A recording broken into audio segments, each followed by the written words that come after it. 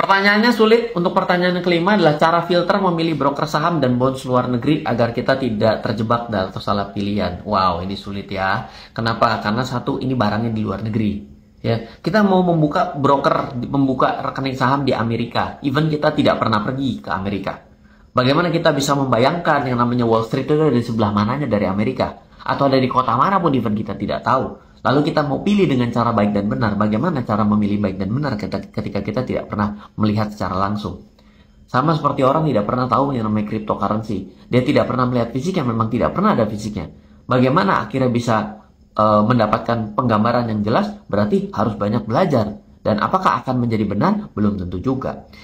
Saran saya yang pertama, kalau belum pernah melakukan transaksi saham di Indonesia, yang ada bursanya di Indonesia, yang bursa efek Indonesianya bisa didatengin di Sudirman, maka akan sulit untuk bisa memilih broker yang ada di luar negeri.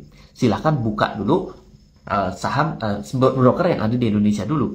Nah, terlebih lagi ketika kita berbicara mengenai obligasi ataupun surat hutang, kita tidak tahu dengan pasti penerbit surat hutangnya. Kita hanya melihat ratingnya saja. Dan tidak kenal maka tidak sayang.